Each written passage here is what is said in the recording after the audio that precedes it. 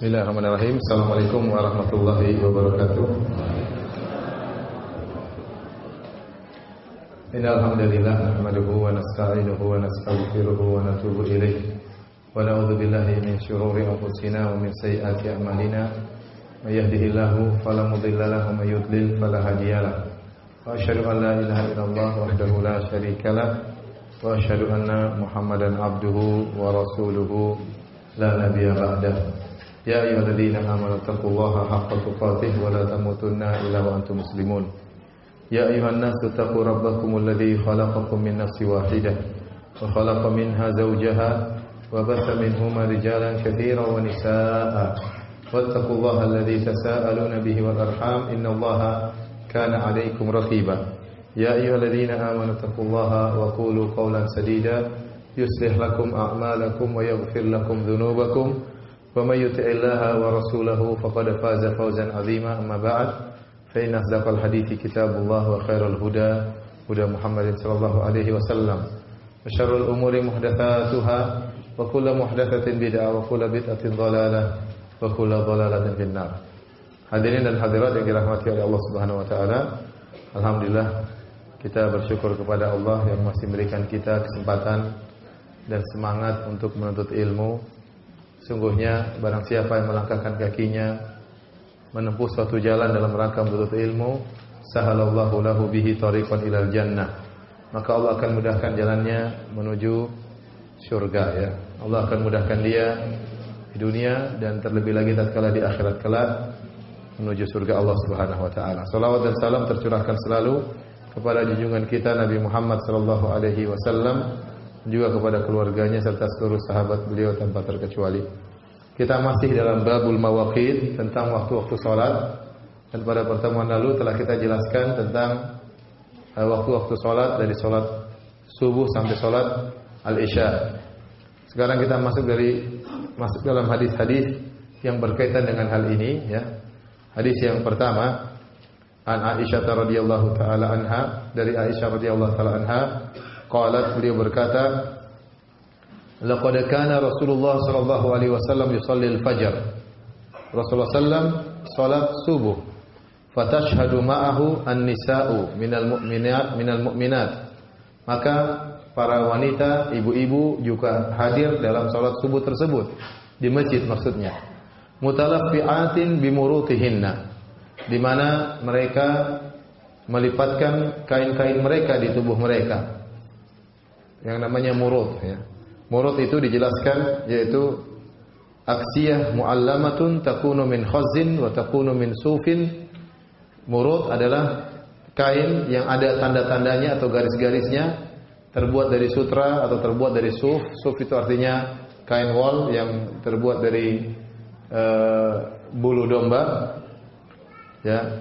Kemudian summa yarji'na ila buyutihinna, kemudian mereka pulang ke rumah-rumah mereka. Ma ya'rifuhunna ahadun minal ghalas, maka tidak seorang pun yang mengenali para ibu-ibu tersebut karena al-ghalas. Al-ghalas adalah ikhtilatu dhiya'is subhi bidhulmatil lail, tercampurnya antara cahaya subuh dengan gelapnya malam. Hadis ini, ya, saya ulangi, ya, dari Aisyah radhiyallahu taala anha, beliau bercerita, laqad kana Nabi sallallahu alaihi wasallam yusalli al-fajr. Sallallahu alaihi wasallam salat subuh. Fatashhadu ma'ahu nisa'u minal mu'minat. Maka ternyata yang salat subuh bukan cuma laki-laki saja, ibu-ibu juga, para sahabiah, ya, mereka juga salat subuh di masjid. Mutalaffi'atin bimurutihinna, mereka menggunakan kain-kain yang terbuat dari sutra atau domba-domba yang ada garis-garisnya, ya, dipakai, dilipatkan ke badan mereka. Tsumma yarji'na ila buyutihinna, setelah selesai salat mereka pulang ke rumah-rumah mereka. La ya'rifuhunna ahadun minal ghalas, ternyata tidak seorang pun yang mengenal mereka, tidak bisa membedakan ini siapa, tidak terbedakan. Kenapa? Minal ghalas, karena masih tercampur antara cahaya pagi dengan gelapnya malam. Kalau bahasa kita remang-remang, karena masih terlalu remang-remang, ya, sehingga tidak bisa kelihatan siapa si fulanah, terbedakan dari si fulanah yang lain. Hadis ini inti pembahasannya adalah tentang bahwasanya Nabi bersegera dalam salat subuh. Nabi bersegera dalam salat subuh. Kita tahu bahwasanya Nabi SAW kalau dikumandangkan azan, beliau sholat 2 rakaat sebelum subuh. Setelah itu beliau yatajid, beliau berbaring di atas lambung kanan beliau.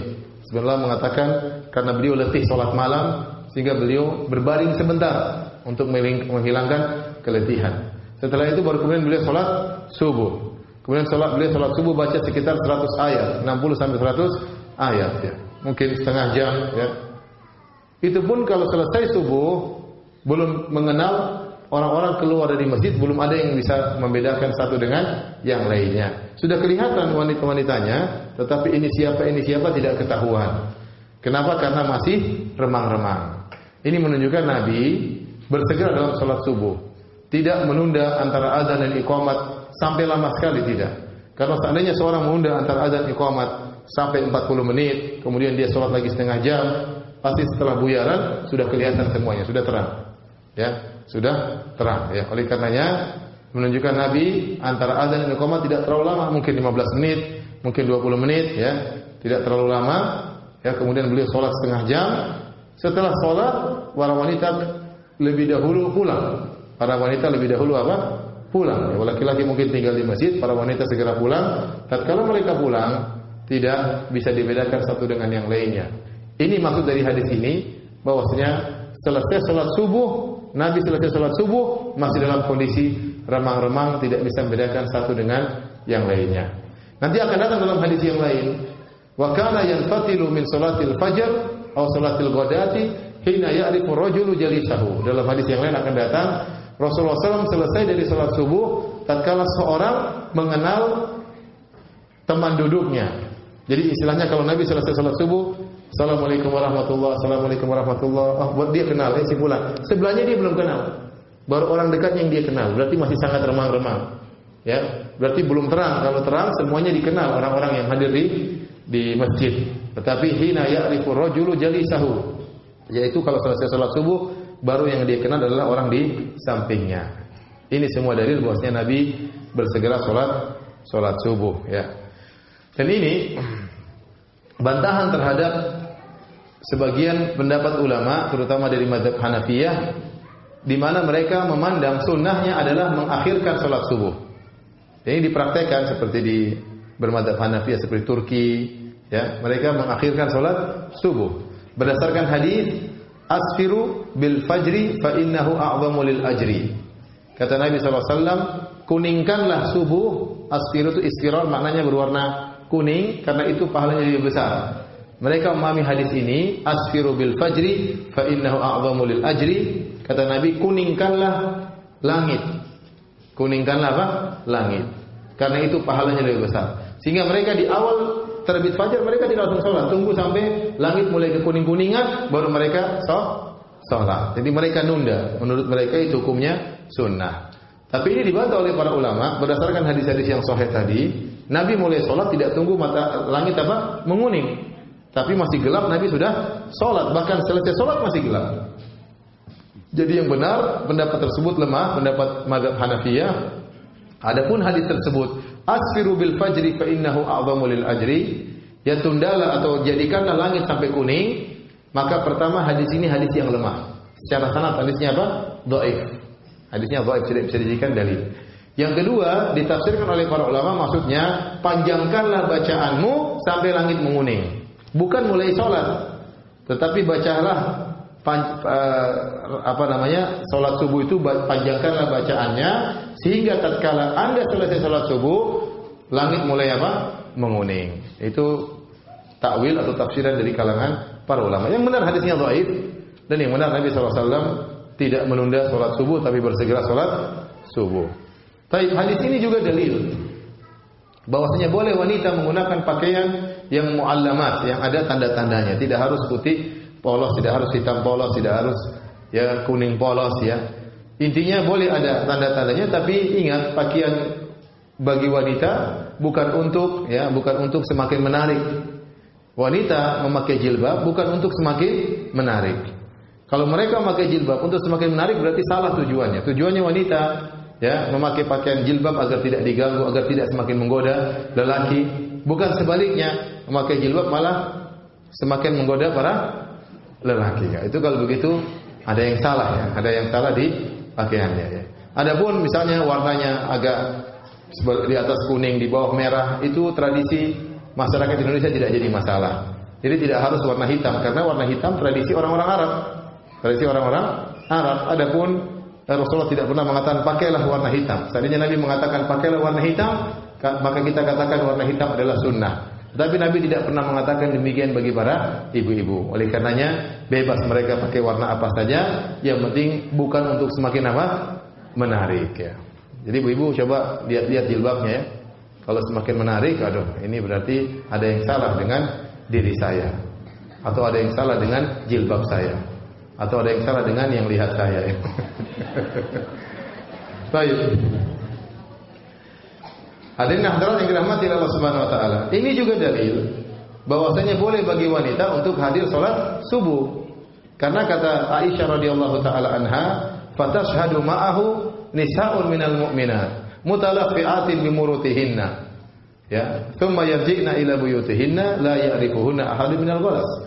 Kata Aisyah, maka Nabi salat subuh dan para wanita hadir dalam salat subuh tersebut. Ini dalil bahwasanya para wanita boleh salat di masjid, ya. Salat subuh atau salat-salat yang lainnya. Nanti akan datang juga salat-salat Isya. Ya, salat Isya Rasulullah SAW menunda salat Isya. Lama Rasulullah SAW qomat sampai Umar berkata, "Ya Rasulullah, raqadan nisa wa sibyan." Wahai Rasulullah, ibu-ibu sudah pada tidur, anak-anak sudah pada tidur. Cepat qomatnya ya Rasulullah. Ya, berarti para wanita hadir juga dalam salat apa? Isya. Hadir juga dalam salat Isya, hadir juga dalam salat subuh. Dan ini boleh, Rasulullah SAW mengatakan dalam hadisnya, "La tamna'u ima Allahi masajidallah wa buyutuhunna khairun lahun."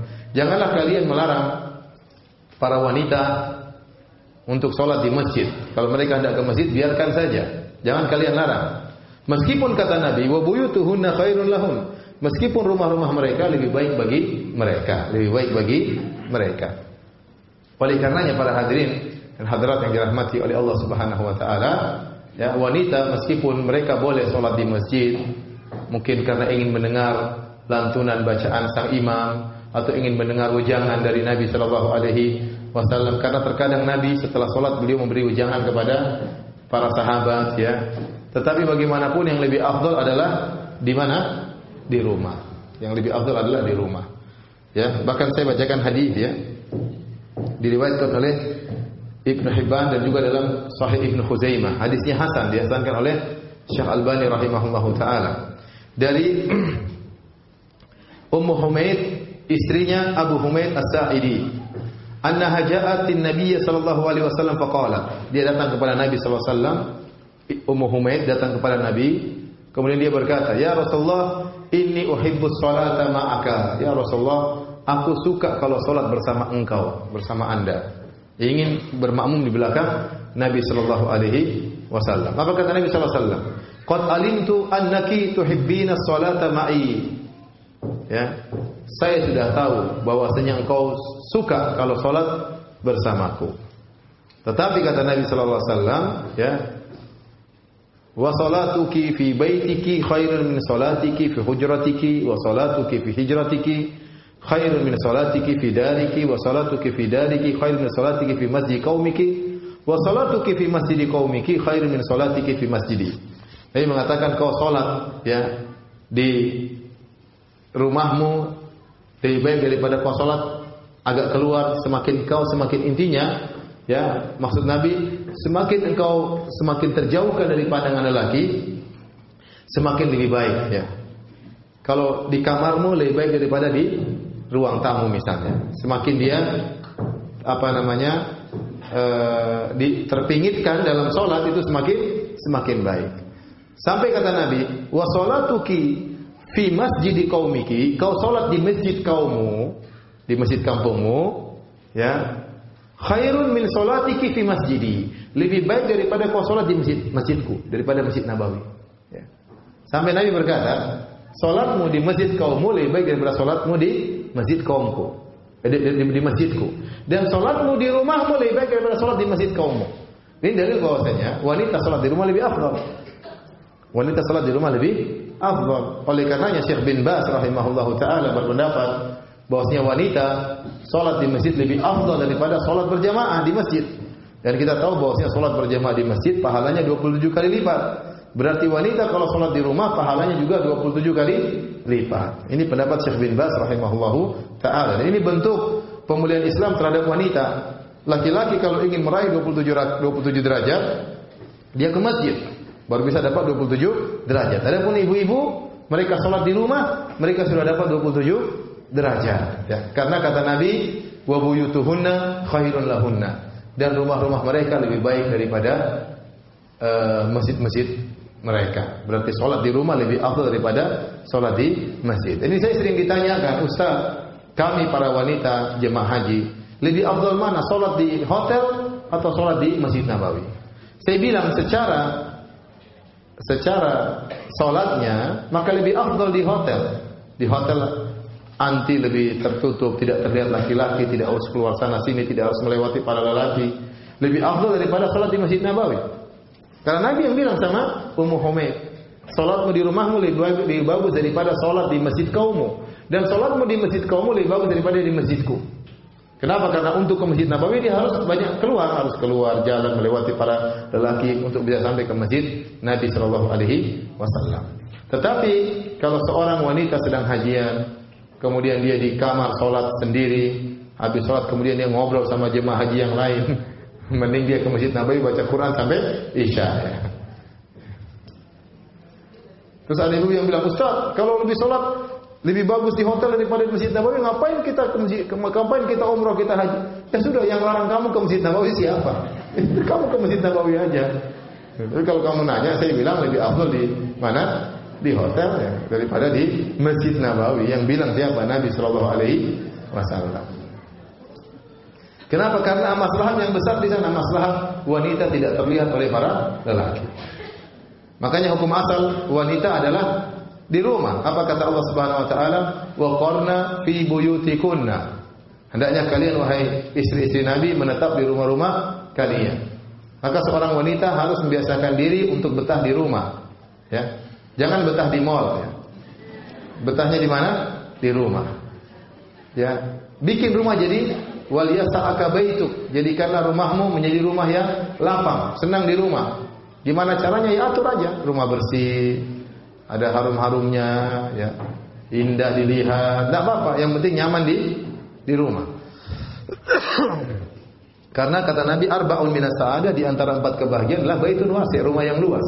Orang punya rumah luas, lihat rumah enak dilihat, ya, senang di rumah, itu nyaman. Itu berarti sudah benar. Berarti wanita tersebut di atas fitrahnya. Tapi kalau wanita di rumah gatal, pengen keluar terus, ya. Kalau dalam rumah gelisah, ya. Gelisah, pengennya keluar, telepon sana, telepon sini. Ukti, kamu di mana, Ukti? Ukti, kamu di mana? Wah, udah ya. Ini berarti ada yang enggak beres. Ada yang enggak beres, ya. Ya, berarti dia keluar dari fitrahnya. Fitrahnya wanita suka di rumah, ya. Suka di rumah. Sesekali pergi keluar itu wajar. Manusia, ibu-ibu juga butuh jalan-jalan. Tapi kalau hukum asalnya jalan-jalan sesekali di rumah, ini berarti enggak beres. Berarti enggak beres, ya. Ibu-ibu tahu diri lah, ya. Ya. Sampai-sampai untuk masalah sholat saja, padahal di masjid 27 derajat, Nabi tetap menyuruh lebih afdal di mana? Di rumah. Kenapa? Karena wanita kalau keluar dari rumahnya, ya, urusannya bukan dengan diri dia saja, urusannya dengan orang lain, lelaki lain yang melihatnya. Apa kata Nabi SAW? Innal mar'ata auratun fa idza kharajat istasrafa syaitan. Sungguhnya wanita itu aurat. Kalau dia keluar rumah maka syaitan mengintainya. Istisraf itu begini bahasa Arab. Istisraf yaitu syaitan mengintai. Siap untuk dijadikan umpan bagi para lelaki, ya. Ya. Terkadang wanita saja keluar tidak berhias, laki-laki sudah dibisik-bisikin sama syaitan. Ya. Ada cewek lewat dari sana, ada cewek lewat sebelah sini. Nanti laki-lakinya, firasat saya benar. Padahal dari setan yang bisikin. Bukan firasat, tapi dari setan. Oleh karenanya, para ulama Syafi'i yang mengatakan jika wanita cantik, terkenal cantik, tidak boleh ke masjid. Ya. Tidak boleh ke masjid. Jadi ibu-ibu kalau terkenal cantik, ya, jangan ke masjid. Jangan ke masjid. Karena itu menggoda para lelaki. Imamnya bisa bisa gemeteran melihat ibu-ibu ya. Ya, makanya. Kalau wajahnya pas-pasan lah bolehlah ke masjid. Tapi kalau cantik tidak boleh. Ini benar para ulama mengatakan al-mar'ah al-masyhura bil jamal, wanita yang terkenal cantik ya, jangan ke masjid. Bukan wanita yang merasa cantik ya, enggak ya. Bukan wanita yang merasa cantik, tapi wanita yang benar-benar cantik tidak boleh ke masjid. Dari mana dia tahu dia cantik? Ya banyak orang bilang, "Ukhti kamu cantik sekali, Masya Allah." Ukhti ya itu berarti beneran. Kalau satu dua orang bilang, ya mungkin cuma gombal. Tapi kalau yang bilang banyak ya. Kalau suaminya bilang kamu cantik, masih belum tentu ya.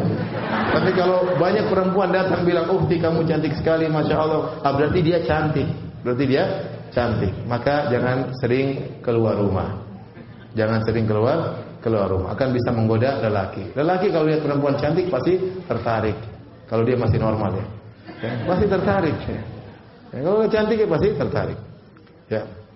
Oleh karenanya terkadang wanita baik tidak berniat memfitnah siapapun dan dia tidak berhias, tapi karena dia aslinya cantik, orang lihat pasti terfitnah. Orang lihat pasti apa? Terfitnah. Ya, maka dianjurkan untuk di rumah ya.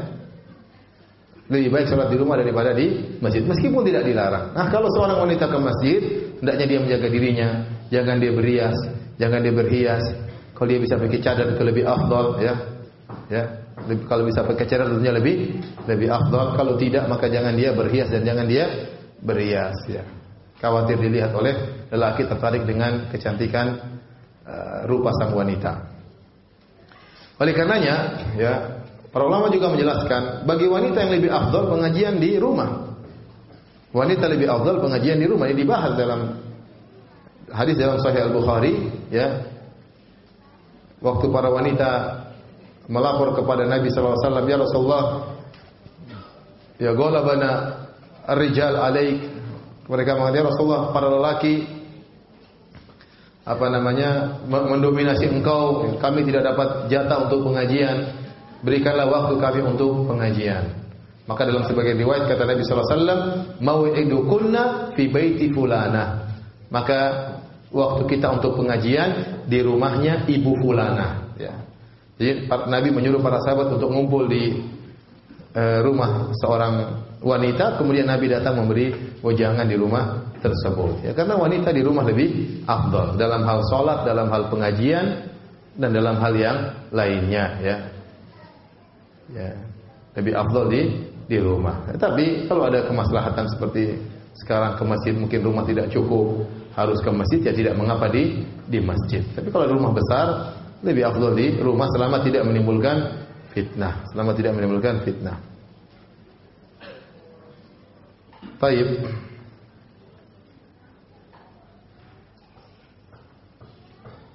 Kita lanjutkan hadis berikutnya. An Jabir bin Abdullah radhiyallahu taala anhu qala. Dari Jabir bin Abdullah, semoga Allah meridhoinya dan meridhoi ayahnya Abdullah bin Haram. Ia berkata, "Kana Nabi sallallahu alaihi wasallam yusallil dzuhra bil hajirah." Nabi sallallahu alaihi wasallam salat zuhur di waktu hajirah. Hajirah itu artinya di waktu sangat terik panas. Ya, waktu matahari benar-benar di atas baru saja tergelincir ya. Kemarin sudah kita jelaskan pada pertemuan yang lalu. Disebut dengan al-hajirah. Al-hajar artinya meninggalkan. Di waktu orang-orang meninggalkan, maksudnya di waktu orang-orang meninggalkan pekerjaan, di waktu panas tersebut, biasanya mereka istirahat. Disitulah Nabi SAW melaksanakan sholat zuhur. Ini menunjukkan Nabi juga bersegera untuk sholat zuhur. Wal asra wasyamsu naqiyatun. Dan Rasulullah SAW sholat asar waktu matahari masih bersih. Matahari masih bersih, belum ada kuning-kuningnya. Ya masih apa? Masih terang benderang, masih bersih, belum ada merah-merahnya, belum ada kuning-kuningnya. Wal maghriba idza wajabat. Dan Nabi salat maghrib idza wajabat ya. Tatkala matahari tenggelam. Sudah kita jelaskan kemarin, waktu salat maghrib bukan tatkala matahari baru tenggelam, tapi tatkala sempurna tenggelam baru waktu salat maghrib dan waktu saatnya berbuka puasa. Kemudian Wal isya'a ahyanan wa ahyanan. Adapun Nabi salat Isya terkadang begini, terkadang begitu. Idza ra'ahu mujtama'u ajjal. Kalau Nabi melihat para sahabat sudah berkumpul, Nabi menyegerakan iqamat. Wa idza ra'ahum abta'u akhar. Kalau Nabi melihat para sahabat menunda-nunda, belum berkumpul, maka Nabi tunda salat Isya-nya. Wa subha kana Nabi sallallahu alaihi wasallam yusalliha bi ghalasin. Adapun waktu subuh Nabi salat tatkala waktu golas, tadi waktu tercampurnya antara gelapnya malam dengan cahaya subuh, yaitu waktu remang-remang. Ya.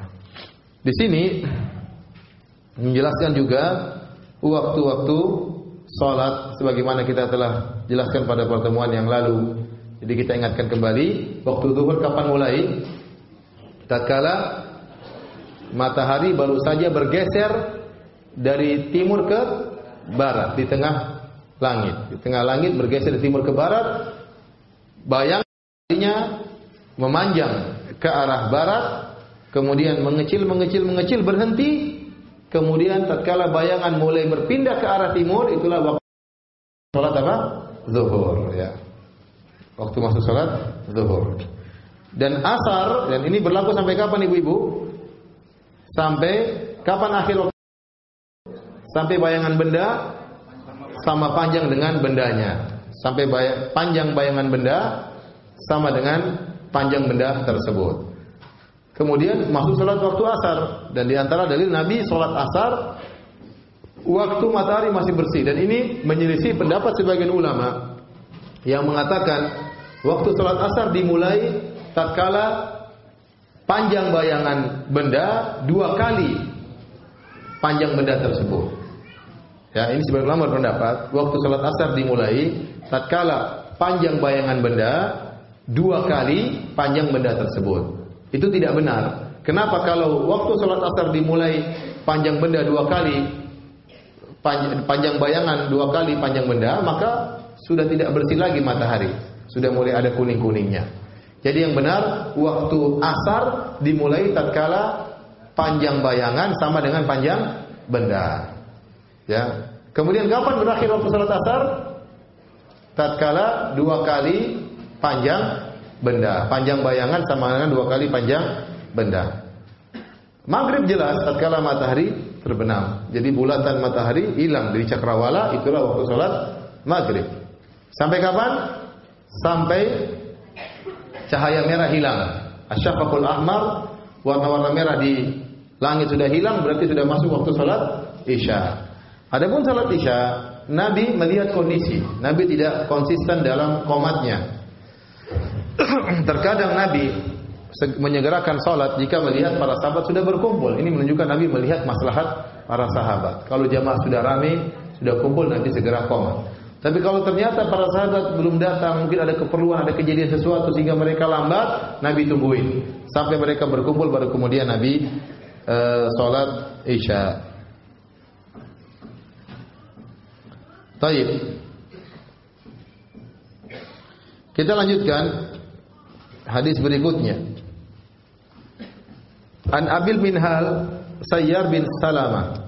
An Abil Minhal Sayyar bin Salamah qala dakhaltu ana wa abi ala Abi Barza al-Aslami faqala lahu abi. Kata Abul Minhal, saya dan ayahku menemui Abu Barza al-Aslami. Maka ayahku berkata kepada Abu Barza al-Aslami, "Kaifa kana Nabi sallallahu alaihi wasallam yusalli al-maktubah?" Bagaimanakah dahulu Nabi salat 5 waktu? Faqala kana yusalli al-hajir allati tad'unaha al-ula. Nabi salat zuhur, al-hajir tadi, salat di mana waktu orang meninggalkan pekerjaan karena saking panasnya, orang istirahat. Yang kalian sebut dengan salat yang pertama. Hina tadhhadu syams, tatkala matahari tergelincir dari tengah langit menuju ke mana? Ke barat. Wa yusalli al-'asr, kemudian Rasulullah SAW salat asar. Thumma yarji'u ahaduna ila rahlihi fi aqsal Madinah wa syamsu hayyatun. Kemudian salah seorang setelah salat asar, dia pulang ke rumahnya di ujung kota Madinah dan matahari masih terang. Belum redup, berarti masih panas. Berarti menunjukkan Nabi salat asar segera. Nabi sholat asar apa? Segera. Karena selesai sholat, setelah berzikir, ya kemudian seorang sahabat pulang ke rumahnya di ujung kota Madinah, masih apa namanya? Masih terang. Berarti Nabi segera sholat asarnya. Dan ingat kota Madinah waktu itu tidak begitu luas. Ya. Anda tahu pagar Masjid Nabawi. Masjid Nabawi kan kecil dulu. Ya. Rumah-rumah para sahabat itu kira-kira disekelilingi pagar tersebut. Jadi pagar Masjid Nabawi itu kira-kira pagar kota Madinah. Kira-kira pagar kota Madinah di zaman Nabi SAW. Makanya Nabi kalau sholat Idul Fitri atau Idul Adha, Nabi pergi ke tanah lapang. Tanah lapangnya mana? Yang sekarang jadi posisi Masjid Gomama. Antum tahu Masjid Gomama? Perlu digambar kah? Ya. Jadi yang besar.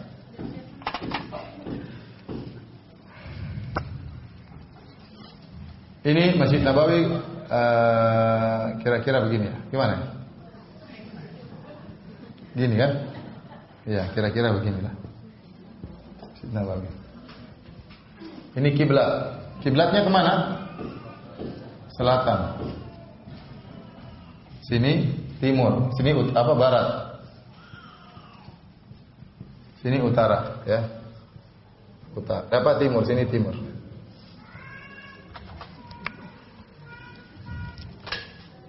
Di sini timur, ya.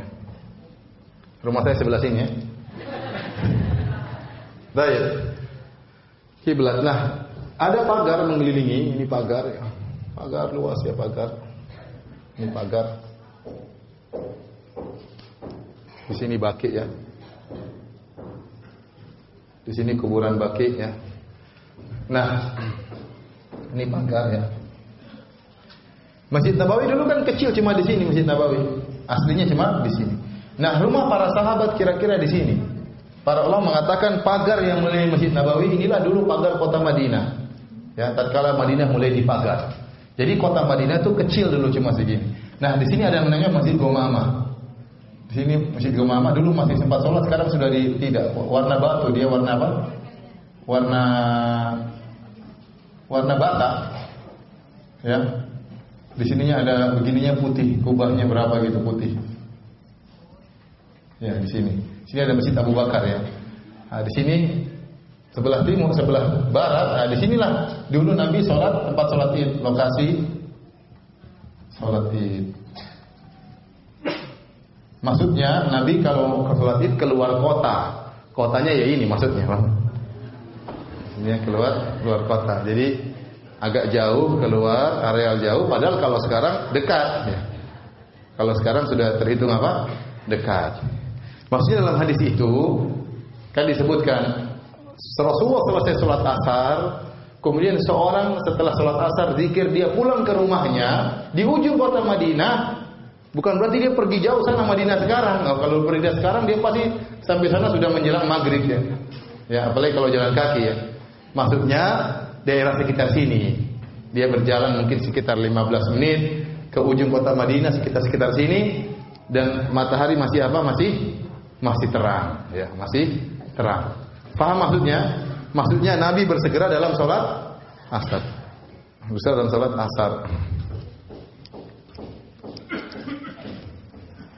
Kemudian kata sang perawi, wa nasitu ma qala fil maghrib. Saya lupa apa yang dijelaskan oleh Abu Barzah Al-Aslami tentang sholat maghrib.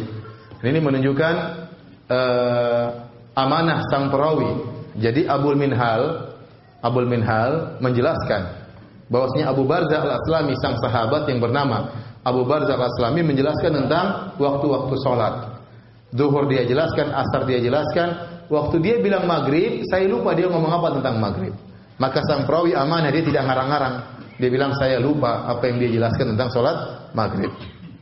Kemudian kata Abu Barzah Al-Aslami, wa kana yastahibbu an yuakhira min al-isya allati tad'unaha al-atamah. Dan Nabi suka mengakhirkan sholat isya. Ini dalil bahwasanya menunda sholat isya adalah sunnah selama tidak merepotkan. Kalau ternyata misalnya kita tinggal di satu kompleks tersebut orang-orangnya sudah mengenal sunnah semuanya, lantas mereka bersepakat kita sholat isya jam 9, bagus, nggak apa-apa.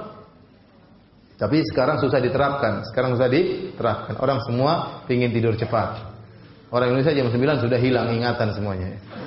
Kalau di Saudi jam 9 masih terang. Masih belum apa-apa ya. Masih belum apa-apa. Nanti jam-jam 12 baru mulai hilang ingatan.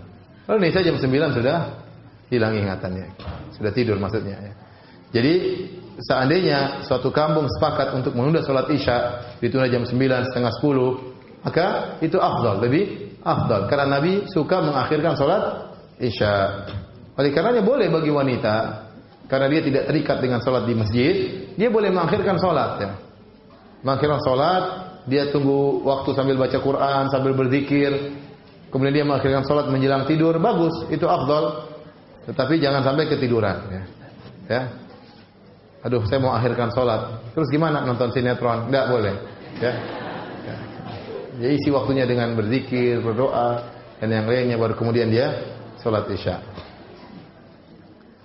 Yang kalian sebut dengan al-atamah. Wa kana yakrahu nauma qablaha. Nabi tidak suka tidur sebelum Isya. Kenapa? Karena dikhawatirkan kebablasan, tidak sholat Isya. Ya. Orang dahulu kerja siang hari. Habis siang mereka tidur sebentar, kemudian sore mungkin kesibukan lagi. Nah, mereka di malam hari sudah sangat ngantuk. Kalau tatkala malam sudah tiba, mereka sangat ngantuk. Nah, kalau mereka apalagi siang harinya bekerja, mereka tidur ternyata sebelum Isya, khawatirnya Isyanya kebablasan. Maka Nabi tidak suka tidur sebelum apa? Isya. Tidak sampai derajat haram, tapi Nabi tidak suka ya. Kecuali seorang dalam kondisi sangat letih, kemudian dia ada jam waker untuk bisa bangun salat Isya, ya enggak apa-apa. Tapi asalnya seorang menunda, sabar sampai salat Isya baru kemudian dia tidur. Wal haditsa ba'daha, dan Nabi tidak suka ngobrol-ngobrol setelah salat Isya. Wa kana yanfatilu min salatil ghadati, dan Nabi selesai dari salat subuh hina ya'rifu ar-rajulu jalisahu, tatkala seorang mengenal teman duduknya. Wa kana yaqra'u bis-sittina ilal mi'ah, dan Nabi ya membaca dalam salat subuh yaitu antara 60 ayat sampai 100 ayat. 60 ayat sampai 100 ayat. Tapi beberapa faedah yang bisa kita ambil dari hadis ini ya. Di antaranya yang lain adalah Nabi tidak suka ngobrol setelah salat Isya. Nabi tidak suka ngobrol setelah salat Isya ya. Oleh karena terutama kita para lelaki ya, jangan suka ngobrol setelah salat Isya ya. Para ulama mengecualikan 3 perkara. Pertama, begadang karena nuntut ilmu.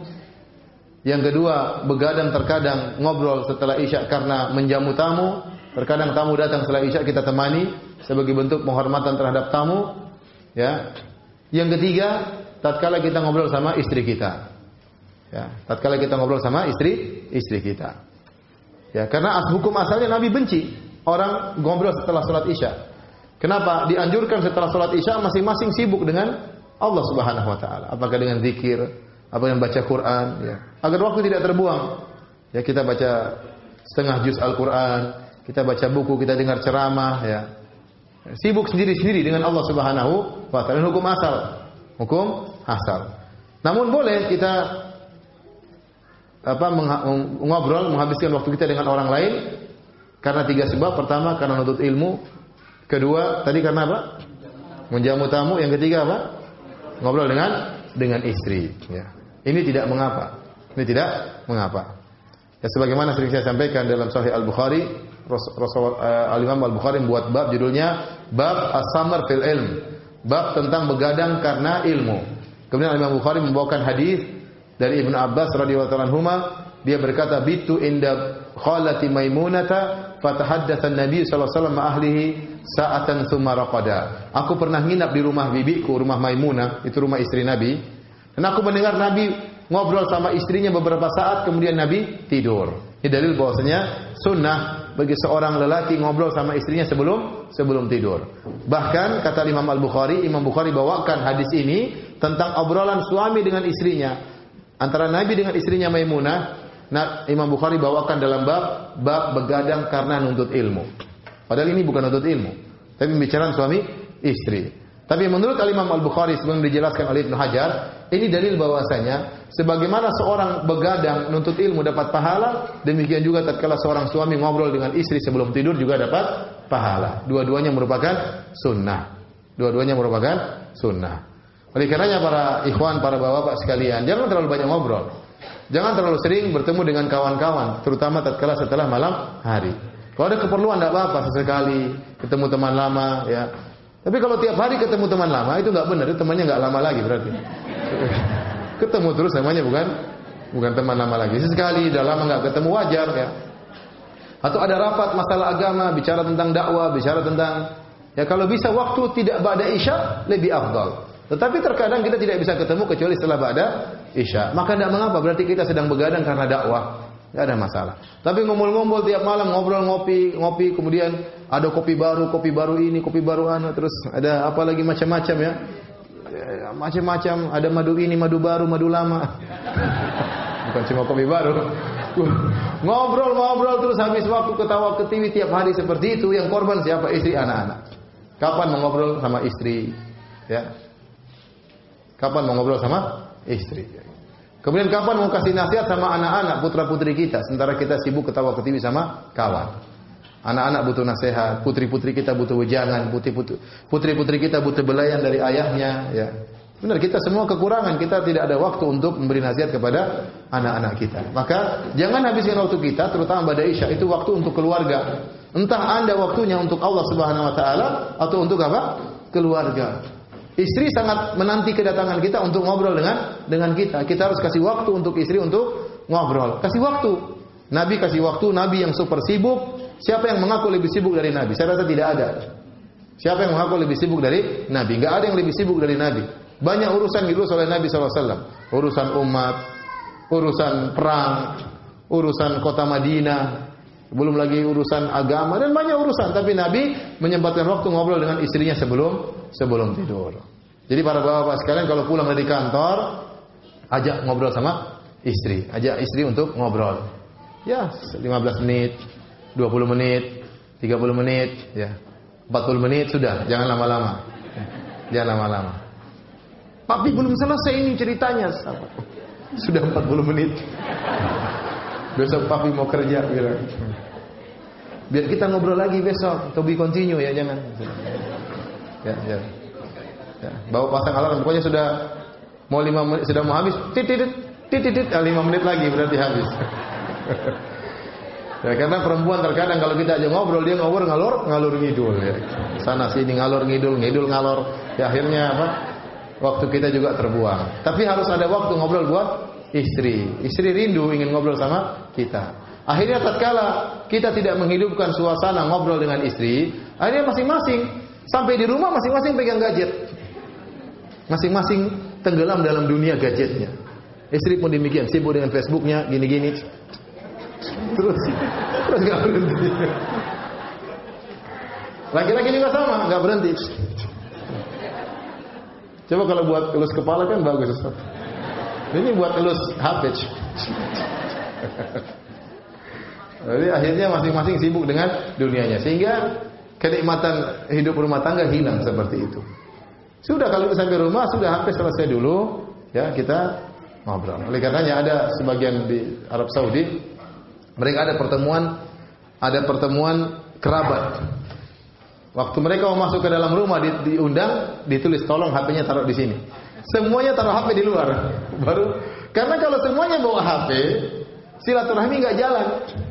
Masuk masing-masing ngobrol sendiri, masing-masing main HP sendiri. Ya. Subhanallah. Ya. Anak, bapak, ibu semuanya HP sendiri. Di kamar, satu kamar tapi masing-masing apa? HP. Pembantunya juga mungkin HP sendiri. Lengkap. Jadi kapan mau ngobrol sama istri? Oleh karenanya, ini terutama bagi laki-laki, karena hal ini mereka yang atur, mereka yang bisa menciptakan suasana di rumah. Hukum asal Nabi tidak suka ada obrolan setelah Isya. Karena kalau Anda ngobrol sama teman-teman keseringan, akhirnya apa? Waktu terbuang. Anda nggak bisa bangun malam, nggak sempat baca Quran, ya. Apalagi mau sholat lail, apalagi mau sholat witir, nggak sempat. Waktu habis untuk ngobrol sama teman. Kalau sudah tidur jam 12, ngantuk, gimana mau bangun sebelum subuh? Ya. Azan pun bangun dengan setengah mati, ya. Berjalan dengan goyang-goyang menuju masjid, ya. Ya. Kenapa? Karena saking ngantuknya ya. Maka kurangi obrolan. Kemudian kalau kita tiap malam juga ngobrol, akhirnya kita ngalor ngidul, mulai gibah sana gibah sini. Ya, hari pertama ketemu ngobrol tentang kita, hari kedua ngobrol tentang dakwah, hari ketiga ngobrol mulai kita lagi, hari keempat kita lagi, hari kelima bosan ngobrol tentang kita, udah ngobrol tentang tetangga kita, ya. Hari keenam ngobrol tentang teman kita. Akhirnya mulai berkembang, mulai gibah dan namimah sana sini. Seorang sebelum bertemu dengan temannya imannya tinggi. Begitu dia ngobrol dengan temannya, dia berpisah imannya berkurang. Ini menyedihkan. Seharusnya ketemu teman iman semakin tinggi karena bertemu kawan itu ada ibadahnya, menjalin tali persatuan di antara ukhuwah. Tapi kalau berlebihan melampaui batas terutama ba'da isya, seorang akhirnya ketawa-ketiwi keluar imannya kurang. Dia rasa sendiri imannya apa? Kurang. Kenapa dalam pembicaraannya dia gibah, dia namimah, ceritain kejelekan orang lain. Maka ingat kata Nabi SAW, kata Abu Barzah Al-Aslami, wa kana yakrahu al-haditha ba'daha. Nabi SAW tidak suka ngobrol setelah solat isya. Kemudian wa kana yanfatilu min salatil ghadati, dan Nabi selesai dari solat subuh tatkala seorang baru mengenal teman duduknya. Berarti Nabi menyegerakan solat subuh. Ini sudah saya sering ulang-ulang. Setelah salat subuh, assalamualaikum warahmatullahi wabarakatuh. Seorang baru kenal, oh si fulan. Sebelahnya dia belum kenal, dia baru kenal orang yang di dekatnya. Berarti masih sangat remang-remang. Lebih dominasi gelap daripada terang. Ya, ini menunjukkan Nabi selesai salat subuh, masih agak gelap. Berarti Nabi segera salat subuh. Taib. Kita lanjutkan hadis berikutnya. An Ali radhiyallahu taala anhu anna Nabi sallallahu alaihi wasallam qala yaumal Khandaq, dari Ali bin Abi Thalib bahwasanya Nabi sallallahu alaihi wasallam pernah berkata tatkala perang Khandaq. Nabi berdoa, "Mala Allahu kuburahum wa buyutahum nara." Semoga Allah memenuhi kuburan-kuburan mereka dan rumah-rumah mereka dengan api. Kama syaghaluna anis salatil wusta hatta ghabatis syamsu. Karena mereka telah membuat kita sibuk, tidak bisa sholat asar sampai terbenam matahari. Dalam lafal riwayat Imam Muslim, kata Nabi syaghaluna anis salatil wusta salatil asri. Mereka telah membuat kita tidak bisa tersibukkan dengan peperangan sehingga tidak bisa sholat tengah. Al-wusta artinya sholat yang tengah, yaitu sholat asar. Tsumma shallaha bainal maghrib wal isya. Kemudian Nabi sholat asar setelah maghrib, antara maghrib dengan isya. Nabi sholat asar di situ. Walahu an Abdullah bin Mas'ud, dari hadis Abdullah bin Mas'ud dalam hadis yang lain, habasal musyrikuna Rasulullah sallallahu alaihi wasallam an salatil asri. Kaum musyrikin telah menghalangi Nabi dari salat asar hatta marratis syamsu aw isfarra, sampai matahari sudah memerah atau sudah menguning menjelang terbenam maksudnya. Faqala Rasulullah sallallahu alaihi wasallam bersabda, "Syaghaluna anis salatil wusta." Mereka telah membuat kita sibuk sehingga tidak bisa salat asar. Salat yang tengah, salat al-asr itu salat asar. Mala Allahu ajwafahum wa kuburahum nara. Semoga Allah memenuhi mulut-mulut mereka dan kuburan-kuburan mereka dengan api. Ya, au hasyallahu ajwafahum wa kuburahum nara, sama, atau Allah memenuhi mulut mereka dan kuburan mereka dengan api. Baik. Hadis ini bercerita tentang kisah perang Khandaq. Kisahnya sangat indah. Tentang bagaimana para sahabat dikepung kondisi yang sangat mengerikan, ya. Ya. Allah Subhanahu wa taala mengatakan, ya, Izja'ukum junudun, ya, izja'ukum min fawqikum wa min asfala minkum. Tatkala musuh-musuh datang mengepung kalian dari depan dan dari belakang, ya. Yaitu dari depan berjumlah 10.000 orang pasukan mengepung kota Madinah, dan dari dalam kota Madinah ada orang Yahudi yang berkhianat, Bani Quraidah. Wa izagatil absar wa balagatil qulubu al-hanajira wa tadhunnuna billahi dhununa. Hunalika butuliyal mu'minuna wa zulzilu zilzalan syadida. Kata Allah, sampai-sampai pandangan kalian sudah tidak bisa stabil saking ketakutan. Tatkala jantung sudah naik sampai ke tenggorokan, saking ketakutan dada menjadi naik, ya. Dan kalian telah berprasangka kepada Allah dengan berbagai macam prasangka. Tatkala itulah kalian diuji dengan ujian yang sangat berat. Itu semua terjadi tatkala perang Khandaq, ya. Tatkala perang Khandaq. Jadi 10.000 pasukan datang mengepung kota Madinah. Ya, insya Allah nanti kalau kita belajar sirah kita akan jelaskannya.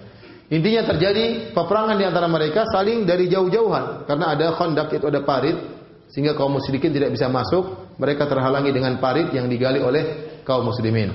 Sehingga mereka hanya dari jauh saling panah-panahan. Sampai pada suatu hari saking ramai panah-panahan, Nabi tidak sempat sholat asar, tidak sempat karena sibuk melayani panahan mereka. Sibuk saling panah-panahan di antara kaum muslimin dengan kaum musyrikin. Sampai akhirnya matahari akan tenggelam. Maka Nabi SAW pun marah ya. Nabi mengatakan, "Syaghaluna 'anis sholatil wusta sholatil asar."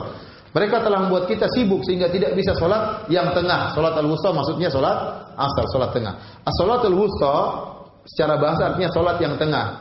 Ditafsirkan oleh Nabi adalah sholat al-asar. Ada khilaf di kalangan para ulama apa yang disebut dengan sholatul wusta, karena Allah menyebutkan secara khusus. Kata Allah, "Hafidhu 'ala sholawati was sholatil wusta." Kata Allah, jagalah sholat-sholat kalian dan jagalah sholat yang tengah. Berarti sholat tengah ini spesial.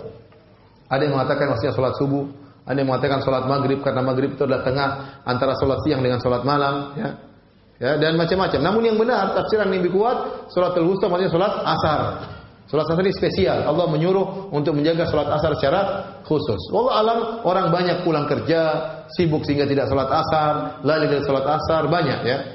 Oleh karenanya Allah suruh memberi perhatian terhadap sholat asar. Atau orang terkadang tidur siang, dia bablas sampai dia sholat asar keluar dari waktunya, ya, menjelang maghrib baru dia sholat. Sholat ini termasuk sholat yang terkadang dilalaikan. Maka Allah menyuruh untuk fokus terhadap sholat asar. Nah, tatkala terjadi peperangan tersebut, Nabi tidak sempat sholat asar. Umar datang pun marah-marah, tidak sempat sholat asar. Akhirnya Nabi sholat asarnya kapan? Setelah maghrib masuk waktu maghrib, baru Nabi sholat apa? Asar. Nabi sholat asar. Jadi karena kalau sudah malam dahulu, mereka punya kode etik perang. Kalau matahari sudah tenggelam, selesai perang. Ditunda lagi besok. Itu kode etik di antara mereka. Ditunda lagi besok. Nah, tatkala sudah tidak lagi ada panah-panahan di antara dua belah pihak, baru Nabi sholat asar. Setelah sholat asar baru Nabi sholat maghrib. Setelah maghrib baru Nabi sholat apa? Isya. Hadis ini ya dalil tentang sholat asar, ya, bahwasanya sholat asar itu ya waktunya sudah ditentukan, ya. Namun barang siapa yang tidak bisa melakukannya karena kondisi darurat seperti yang dialami oleh Nabi SAW, maka dia boleh sholat di luar waktunya. Para sahabat menyebutkan ini di awal-awal Islam. Di awal-awal Islam. Setelah itu dimansuhkan. Ada tata cara sholat perang, namanya sholatul khauf. Sholatul khauf itu dijelaskan beberapa caranya. Di antara caranya dibuat dua barisan bersaf. Kalau yang depan sujud, yang satunya di belakang tetap berdiri melihat musuh. Melihat apa? Musuh. Karena kalau sama-sama sujud bisa diperangi rame-rame. Maka satunya sujud selesai, satunya berdiri. Dan satunya selesai, baru satunya melanjutkan apa? Salatnya.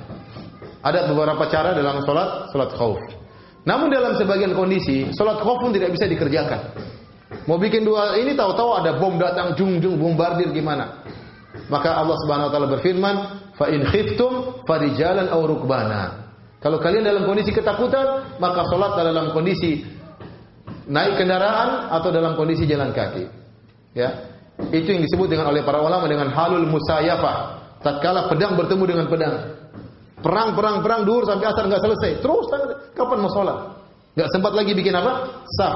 Maka kata para ulama, seorang tetap sholat meskipun tidak ada rukuknya, meskipun tidak ada sujudnya. Dia cuma bilang Allahu Akbar, Subhanallah. Pokoknya dia baca zikir-zikir, sholat sebisanya.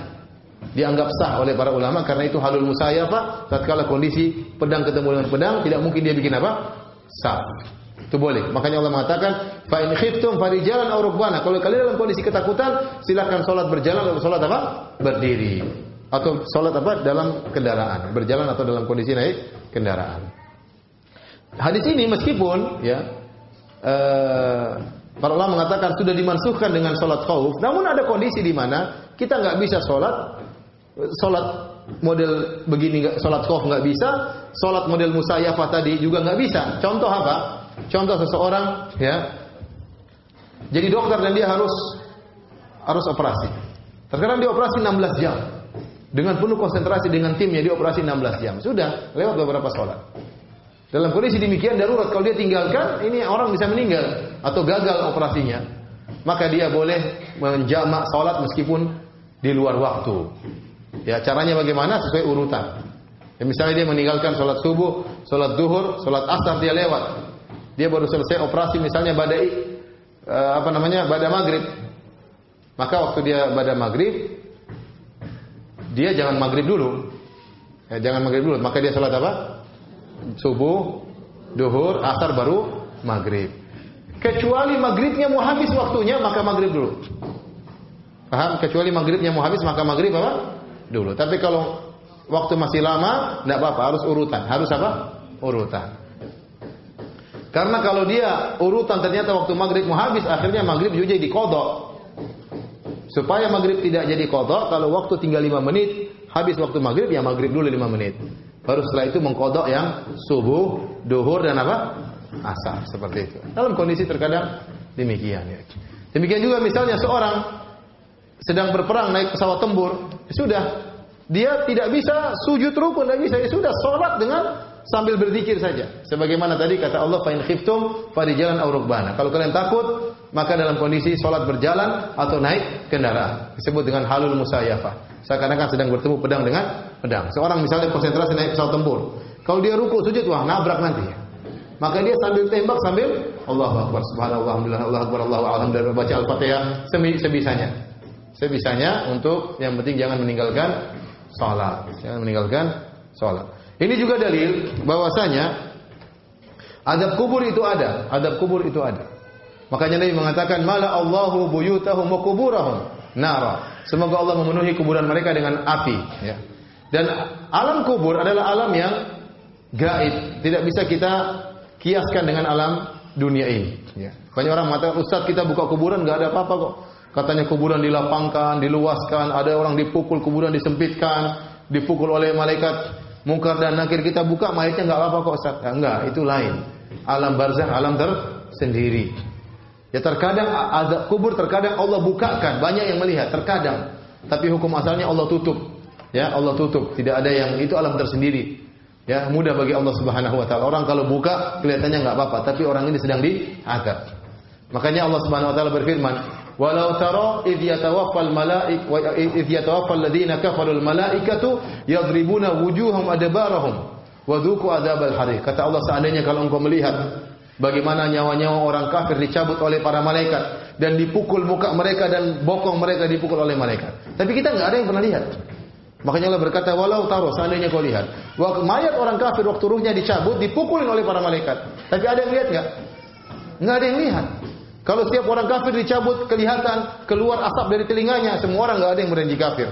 Nanti kalau kafir nanti kamu kayak gitu, keluar asap waktu dicabut. Semuanya orang akan beriman.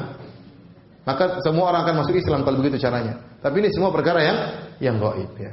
Ya, perkara yang gaib. Makanya disebut dengan alam barzakh, alam tersendiri. Barzakh artinya perantara antara alam dunia dengan alam akhirat. Semoga Allah Subhanahu wa taala menganugerahkan kepada kita ya kenikmatan di surga. Karena barang siapa yang masuk termasuk kenikmatan di kuburan. Karena barang siapa yang masuk di kuburan, dia tidak mengalami kecuali satu di antara dua. Raudhatun min riyadil jannah, dia akan mendapati taman surga dia rasakan di kuburan, kenikmatan kuburan, atau dia merasakan azab apa?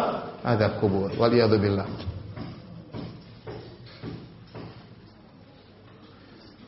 Baik, pertanyaan. Boleh enggak kita mendoakan kalau kita dizalimi, kita mendoakan orang secara langsung, orang itu zalimi saya, ya Allah, celakakan dia. Boleh atau tidak? Kita dizalimi. Barang kita diambil, rumah kita diambil, ya. Tanah kita diambil. Kita boleh doain enggak? Boleh, doanya sebebas kita atau sebatas kezaliman dia? Bebas atau terbatas? Dia ngambil tanah kita ini. Tahu-tahu dia ngurus ke mana? Ke kantor sehingga dia keluarkan sertifikat. Lagi itu sudah punya sertifikat. Sertifikat di atas sertifikat. Ini sering terjadi, sering sampaikan, ya. Orang satu tanah sertifikatnya 7. Kenapa? Katanya karena bumi 7 lapis, ya. Kamu sertifikat lapisan yang kemana katanya? Jadi sudah ada tanah sertifikatnya banyak, dicambuk dengan kemudian dia masuk ke pengadilan dengan duit dan macam-macamnya, dia ngambil tanah kita. Bolehkah kita doain, ya Allah, pincangkan dia, boleh nggak? Ya Allah, butakanlah matanya. Ya Allah, ya, pindahkanlah hidungnya ke belakang. Ya Allah, mampuskanlah dia. Boleh atau tidak? Hah? Boleh atau tidak?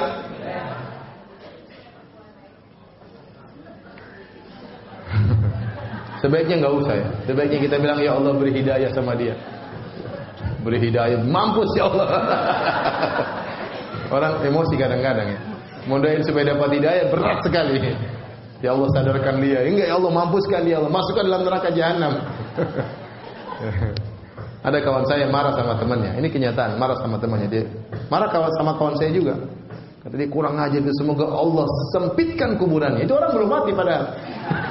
Semoga Allah sempitkan apa? Kuburannya. Orang belum mati sudah didoain supaya disempitkan apa? Kuburannya. Maksudnya sekarang orang-orang terkadang seorang itu tidak bisa menahan jiwanya, emosional. Asalnya kalau kita dizalimi, kita enggak usahlah kita doa berlebih-lebihan ya. Kalau kita mau aman, kita bilang, ya Allah, hukumlah dia sesuai dengan yang berhak dia terima. Lebih aman begitu. Tetapi sebagian salaf mendoakan lebih daripada itu. Seperti yang dialami oleh Sa'ad bin Abi Waqqas radhiyallahu anhu, sahabat yang dijamin masuk surga. Dan dia dikenal mujabud da'wah, orang yang terkenal doanya dikabulkan. Ada seorang wanita ngaku-ngaku ya bahwasanya Sa'ad bin Abi Waqqas mengambil tanahnya. Maka sahabat Abi Waqqas berdoa, ya Allah, in kunta ta'lam annaha kadhibah fa'mi basaraha. Kata Sa'ad bin Abi Waqqas, ya Allah, kalau engkau tahu wanita ini berdusta, maka butakanlah matanya. Allah kabulkan. Langsung matanya dibutakan oleh Allah. Akhirnya dia berjalan, dia jatuh ke sumurnya sendiri, mati di sumurnya. Jadi hati-hati ikhwan, nanti jangan dolimi orang. Karena terkadang yang ente dolimi kalau sudah doa, dia tidak pandang bulu. Dan dia tidak ada kasih sayang dalam doa. Dia bilang, ya Allah, hancurkan kebahagiaannya. Mengerikan. Mengerikan. Saya tahu ada seorang wanita, kawan istri saya. Dia didolimi oleh seorang lelaki. Ya, didolimi oleh seorang lelaki. Ya, menurut versi dia ya. Kemudian dia berdoa, ya Allah, jangan kau bikin lelaki ini diterima dimanapun. Dan benar, lelaki ini kemana saja dimasalahkan oleh masyarakat. Selalu kemana-mana dimasalahkan oleh apa? Masyarakat. Sampai sekarang masyarakat mempermasalahkan dia. Saya baru sadar, jangan-jangan itu sudah sekitar belasan tahun lalu saya dengar cerita itu, istri saya cerita. Ya. Jangan-jangan itu doa dikabulkan oleh Allah Subhanahu wa Ta'ala. Kita nggak tahu. Anda mendolimi orang dalam perdagangan kongsi, ternyata Anda ngambil untung lebih. Dia bilang, ya Allah, jangan bikin dia untung selamanya. Setiap Anda dagang gagal terus. Kenapa? Mungkin doa seorang didolimi. Dan dia berdoa waktu doain Anda, doa kecelakaan, keburukan bagi Anda, dia tidak pakai kasih sayang. Dia melampiaskan apa yang dia inginkan dan kebetulan Allah kabulkan. Ya sudah, repot. Maka seorang jangan mendolimi orang lain. Tapi bolehkah kita mendoakan orang kafir secara langsung? Ya Allah, hancurkanlah si fulan. Ya Allah, hancurkanlah si fulan. Atau kita hanya mengatakan secara umum, ya Allah, hancurkanlah orang-orang pendusta. Ya Allah, hancurkanlah orang-orang kafir. Ya. Maka ini ada khilaf di kalangan para ulama. Ada yang mengatakan boleh ditakyin, ada yang mengatakan tidak boleh ditakyin. Ini pembahasannya dalam pembahasan akidah. Tapi demikian saja para hadirin, hadirat yang dirahmati Allah Subhanahu wa taala. InsyaAllah kita lanjutkan pada pertemuan berikutnya. Kalau ada yang bertanya, saya persilahkan. Assalamualaikum Ustaz. Salam. Untuk wanita yang sholat di masjid, mau tanya yang mana yang afdalnya kalau kasusnya seperti masjid di atas, terus kita lagi pengajian di bawah, itu mana yang afdal? Apa bolehkah kita membuat jamaah sendiri wanita di bawah sini, atau lebih afdal kita ikut yang di atas Ustaz? Oh, maksudnya biar tidak kelihatan? Iya betul. Kalau sudah di atas, ya di atas saja, nggak apa-apa. Kecuali di atas penuh, baru kita kemana? Ke bawah. Di atas nggak apa-apa. Dulu zaman Nabi SAW juga lantai cuma satu, dan para sahabiat sholat juga, ya, bersama para sahabat, ya. Gak ada masalah. Yang penting yang paling afdal, yang paling belakang. Yang paling apa? Belakang. Assalamualaikum Ustaz. Waalaikumsalam. Saya mau bertanya tentang sunnah Rasul. Ini apakah sunnah Rasul atau bukan yang menyatakan bahwa Rasul setelah sholat qabliyah subuh lalu tiduran sebentar. kalau memang itu sunnah Rasul, berarti kan kalau dikerjakan pahala. Apakah kita juga bisa mengurangi? Iya, kata para ulama, yang seingat saya itu sunnah bagi orang yang sholat malam, sehingga dia istirahat sebentar, ya. Sehingga dia merasa letih. Karena inti daripada sholat adalah sholat apa? Sholat subuh. Sehingga dia perlu istirahat sebentar supaya agak segar untuk bisa sholat apa? Subuh. Tapi kalau dia bangunnya pas azan, nggak usah lagi tidur-tiduran. Ya, sudah dia segar, mending dia baca Quran, mending dia berdoa kepada Allah Subhanahu Wa Taala. Tidak perlu dia berbaring.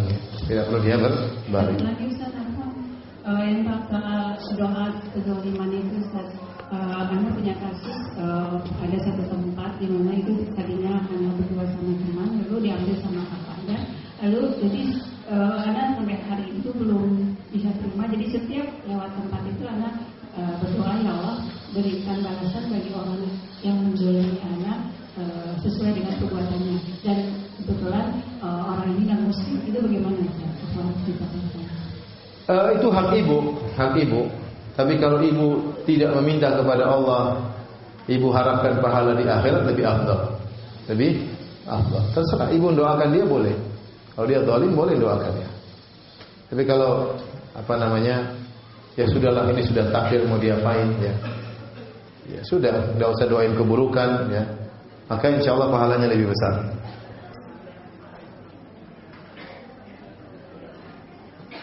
Anda pernah dengar dari kajian asatidz salaf lain bahwa waktu subuh di Indonesia terlalu cepat. Apakah demikian? Ini sudah kita bahas pada pertemuan kemarin. Kita nggak mungkin ulang lagi ya. Nanti lihat rekamannya aja. Assalamualaikum Ustaz. Tadi kan Ustaz bilang seandainya orang yang dizalimi terus berdoa. Ibu-ibu banyak didolimi, kan? Ibu-ibu sabar, ibu-ibu. Gak usah doa-doa kejelekan. Kita semua didolimi orang. Gak usah lah. Enggak kan. Terus orang yang dizalimi itu mendoakan orang yang dizalimi. Nah itu di akhirat masih dihisab lagi nggak ya? Kalau doanya diizinkan sama Allah, orang yang dizalimi itu didoakan jelek sama orang yang dizalimi. Nah itu di akhiratnya nanti kena hisab lagi. Kenapa sampai pikiran seperti itu? Wallahu a'lam. Kenapa ingin dia mampus di dunia dan akhirat kan? Saking jengkelnya. Oh, kalau dia mampus di dunia sayang. Saya ingin dia mampus di akhirat. Udah, ya Allah mampuskan tadi di dunia dan akhirat. Udahlah, kita dizalimi, ya memang menyakitkan, tapi kita sabarlah. Udahlah. Ya, kecuali memang dalam kondisi tertentu kita sangat terzalimi, ya boleh saja, tidak dilarang ya. Tidak dilarang. Berarti kita ingin agar dia disegerakan hukumannya ya. Apakah di akhirat masih dihukum? Allah alam. Mungkin saja masih dihukum. Ustaz, waktu duha sampai kapan? Waktu duha kira-kira sampai 10 menit sebelum zuhur. 10-15 menit sebelum apa? Zuhur. 10 atau 15 menit sebelum zuhur. Apakah boleh mengakhirkan sholat sampai di ujung malam sekitar jam 2? Kelamaan ya. Sholat Isya batasnya setengah malam ya. Kira-kira jam 11, setengah 11 ya, jam 11 adalah paling akhir. Setengah 11.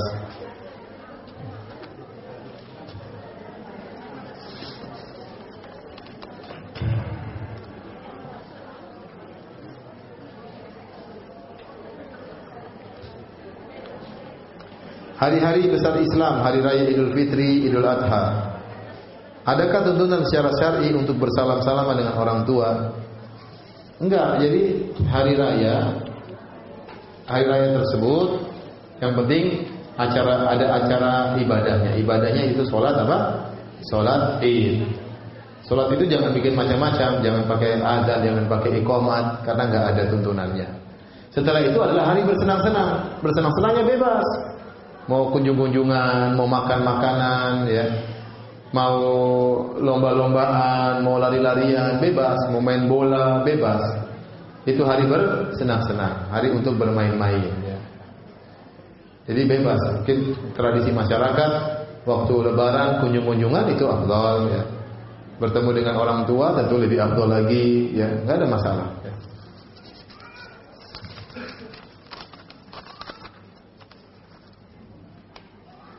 Sekarang azan subuh 4.30. Benar kan? Hah? 4.42. Oh ini kecepatan 4.30. Sekarang azan subuh 4.42. Bolehkah terbiasa bangun malam jam 2 malam atau jam 3 malam untuk melakukan sholat isya? Tadi salah, sholat isya sampai sekitar jam 11-an. Sampai tengah malam. Selewat daripada itu namanya waktu darurat. Orang boleh sholat isya di waktu darurat tatkala ada uzur. Tapi kalau tidak ada uzur tidak boleh melewatkan sampai lebih tengah malam. Kira-kira jam 11 akhir sholat isya. Ini pertanyaan sudah ditanyakan pada minggu lalu. Jika azan subuhnya jam 4.30, kapan sepertiga malam terakhir? Sudah kita hitung-hitung kemarin. Assalamualaikum Pak Ustaz. Waalaikumsalam Bu. Kalau kita rencananya mau sholat tahajud, tapi bangunnya kesiangan, menjelang subuh, 10 menit menjelang subuh, itu kita masih boleh sholat witir nggak? Boleh sholat witir, yang penting sebelum azan subuh. Tapi nggak sholat tahajud boleh? Nggak apa-apa. 3 rakaat, 5 rakaat, 1 rakaat boleh. Assalamualaikum Ustaz. Waalaikumsalam. Ada titipan pertanyaan dari teman anak. Suaminya baru aja berpoligami. Teman anak membolehkan maksudnya mau nggak mau menikah. Itu namanya terpaksa, bukan membolehkan. Masalahnya di sini Ustaz, yang teman anak yang istri tua itu sudah membagi harinya dengan 3,5 hari 3,5 hari. Tapi kalau pas di istri muda itu HP selalu hidup dimatikan. Jadi kebetulan anaknya waktu dulu jatuh ada bahaya nggak bisa telepon dia. Cuman kalau di rumah istri tua dia telepon-teleponan terus dengan istri muda. Masya Allah. Itu bagaimana Ustaz? Karena teman anak itu merasa terzalimi. Doain. Biar HP-nya rusak semuanya. Kasih tahu baik-baik sama suaminya, Mas kamu kok begitu? Kalau jangan HP dimatiin kamu. Mungkin istri pertama suka ganggu.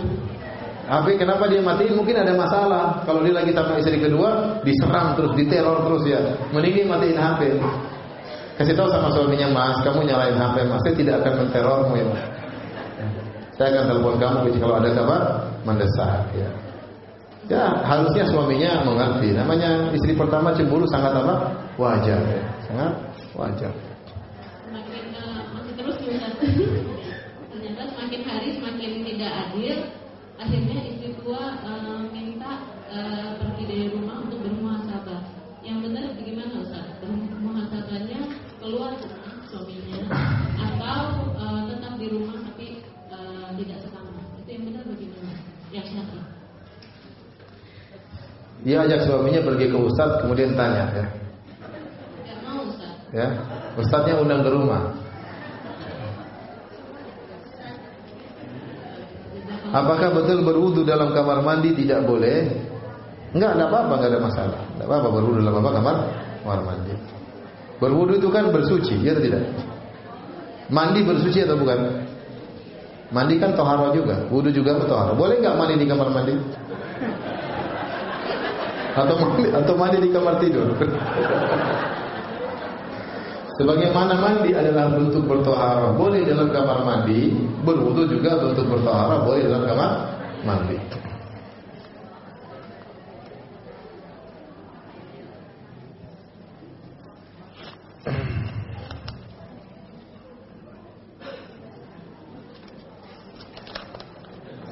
Ini ada pertanyaan, Ustaz, apa dalilnya mengakhirkan sholat isya? Dari tadi kita ngaji dalilnya banyak. Ini mungkin terlambat datang. Mungkin terlambat apa? Datang. Itu penyakit yang terlambat datang seperti itu. Atau bertanya tentang pelajaran minggu lalu, ya mau diapain? Assalamualaikum Ustaz. Waalaikumsalam. Ustaz, ketika kita sedang sholat subuh, kemudian di rakaat pertama itu kita sudah baca Al-Fatihah, kita ingat bahwa Di rakaat pertama kenapa? di rakaat pertama setelah baca Al-Fatihah kita ingat bahwa belum sholat sunnah. Iya. Terus itu gantinya atau setelah sholat subuh aja kita ulang lagi tambahin sholat sunnah boleh? Kalau kita belum sholat qobliyah, kita sudah terlanjur sholat subuh, maka selesaikan sholat apa? Subuh. Ya. Setelah sholat subuh yang lebih afdal kita sholat qobliyahnya ditunda di waktu duha. Ditunda di waktu apa? Duha. Tetapi kalau kita khawatir karena banyak kesibukan, khawatir nanti malah lalai lagi, kita boleh langsung sholat setelah sholat subuh. Jadi pilihan yang pertama kita tunda sholat qobliyah subuh yang tidak sempat kita kerjakan karena uzur, kita tunda di waktu apa? Duha. Tetapi kalau kita khawatir tidak sempat juga karena mungkin mau naik pesawat atau karena kesibukan, maka tidak mengapa setelah sholat subuh langsung kita sholat 2 rakaat qobliyah subuh yang diqadha setelah subuh. Jadi waktu sholat duha itu niatnya digabung gitu? Enggak, duha lain, ini lain. Oh, iya. Terima kasih, Ustaz. Iya, sama-sama. Ketika dikatakan wanita lebih afdal untuk ilmu di rumah, bagaimana jika ketika ia ingin banyak majelis dan mendapatkan ilmu sebanyak-banyaknya hampir tiap hari? Ya, saya bilang kalau memungkinkan paling baik di mana? Di rumah. Kalau memang harus keluar ya dibatasi ya. Dibatasi, minta izin sama suami ya. Kalau sudah selesai segera pulang ya. Ya. Ngajinya setengah jam, ngobrolnya 5 jam. Ya boleh, tidak dilarang. Kan kita bilang tadi wanita boleh ke masjid enggak? Boleh, tapi yang lebih afdal di mana? Di rumah.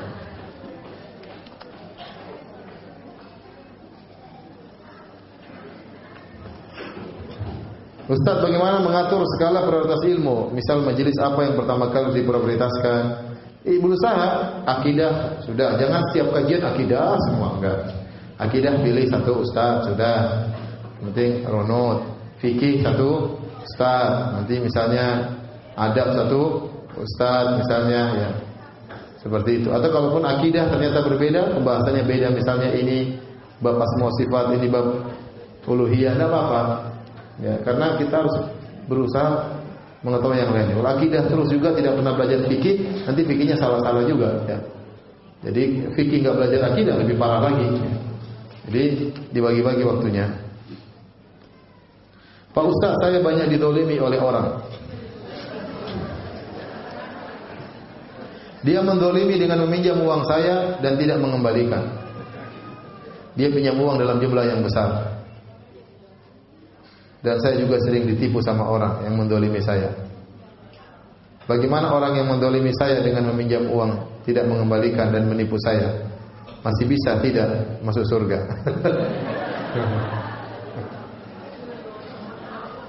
Karena saya sampai sakit hati, tidak akan mengikhlaskannya, dia minjam uang, tidak kembalikan dan menipu saya. Nanti tuntut di akhirat ya, tuntut di akhirat. Kalau memaafkan lebih baik, ya sudahlah, saya maafkan. Ya. Kalau mungkin. Sepertinya dari pertanyaannya kayaknya nggak mungkin. Sampai dia tidak rela, ini orang masuk surga dia nggak rela. Percuma kita dendam, nggak ada faedahnya. Jadi kita maafin. Kita didolimi orang, mau diapain? Orang ngata-ngatain kita, nuduh kita, bilang kita pendusta, tersebar kemana-mana. Terus mau diapain? Orang ambil harta kita gak dikembalikan, mau diapain?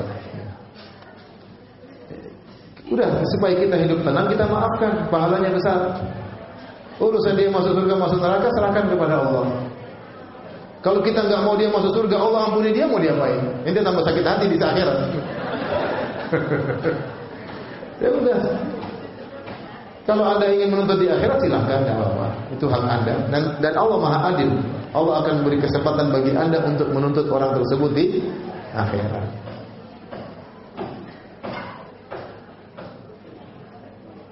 Ketika salah arah kiblat, sedangkan sholat sudah berlangsung, apa sholatnya dibatalkan? Ya. Kalau arah kiblat tersebut kita peroleh dengan berijtihad, kita sudah lihat arah timur, kita sudah pasang kompas, kemudian kita yakin kiblat sebelah situ, kita takbir Allahu Akbar, tahu-tahu ada yang tegur belokkan kita, lanjutin saja. Lanjutin saja. Tapi kalau kita asal ngasal, paling kiblat sana, asal ngasal, sebelah sana dari awal, harus ulang dari awal. Paham? Itu bedanya. Demikian saja kajian kita, hadirin hadirat. Insyaallah kita lanjutkan pada kesempatan yang lain. Subhanallah wa bihamdik, asyhadu an la ilaha illa anta, astaghfiruka wa atubu ilaik. Assalamualaikum warahmatullahi wabarakatuh.